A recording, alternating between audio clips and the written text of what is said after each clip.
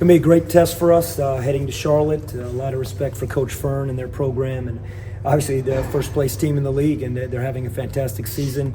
Won 7 games in a row and playing as good a basketball as anyone in this conference.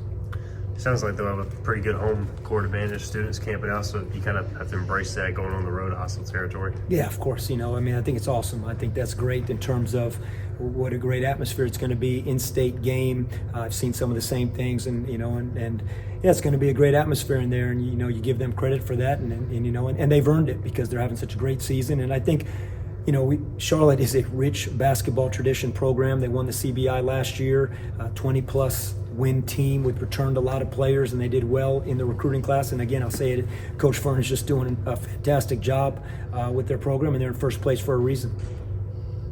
We're used to seeing Brandon play really good basketball. He struggled the last couple of games. How has he looked at practice, and you expecting a big bounce back from him? Well, yeah, I do expect him to bounce because he always has bounced back. And the reality is this, that there's two folds there. One, and this kind of happened a little bit last year at a certain time, that there's a big target on his back. And anytime there's a target on a player's back, and then maybe you're not getting production from other guys as much, that target even gets bigger and bigger and bigger on that specific player. And I think he's experiencing that right now. Not only our defense is keying on him, but also we're not shooting the ball as well. Other guys aren't able to space the floor to allow him to work a little bit. And so it becomes this double-edged sword. They both get him, and now you have a couple back-to-back games where the production isn't there. But Brandon is going to be fine. We know that, for ultimate confidence in him. But we got to get everybody to step up so that it can take some pressure off him, and that'll help. Both things will help.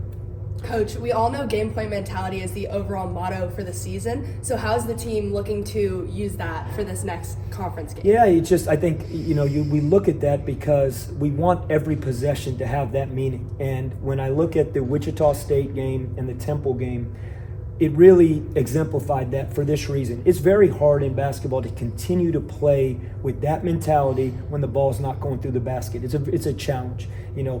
Making baskets, the ball going through the hoop, the crowd, dunks, that's what's sexy about basketball. That gets everybody going. That's the energy. That's fantastic. To have the mentality to continue to fight, grind, set screens, rebound, block out, take care of the basketball, get on the floor for loose balls, those things that maybe aren't in the stat sheet or aren't as exciting to the common fan or to even players sometimes, to be quite honest. That's what we have to be. And we did it for 2 games. We did it on the road versus Wichita. We did it versus Temple. We didn't shoot the ball well versus South Florida. I'm not sure it's that we didn't have that mentality. I give South Florida a lot of credit. They shot the heck out of the ball. They made 10 threes that game. They made 18 the game before. That's a great shooting team. They were the leading three-point shooting team in the conference going into the game, and they came in our building and they did it. But we got to have that mentality every time we step on the court because we can't just bank on the ball going through the basket all the time. With Charlotte's pace and their kind of unique defense, is it tough to simulate kind of prep going into a game like this?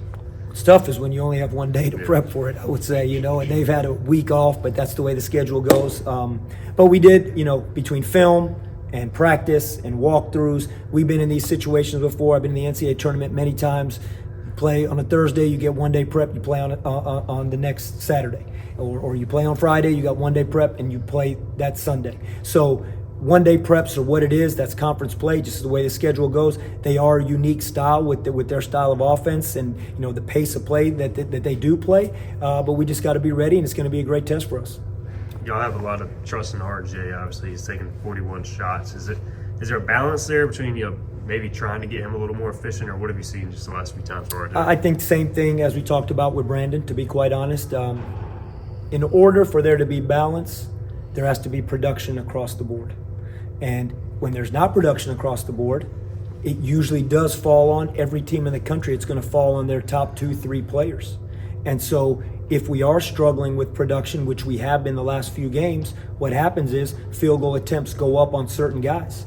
And that target is equally as big on R.J. Felton as it is Brandon Johnson and Ezra Asar. So it was great to see Cam Hayes the other night pour 14 points in, and maybe we get Quentin DeBunje back here sooner than later, and Ben Sal, the freshman, is going to come along, and Bob Pettiford, I thought the last 2 games offensively has given us something, but it's got to come together, and when it does, I think you'll see RJ's efficiency go up.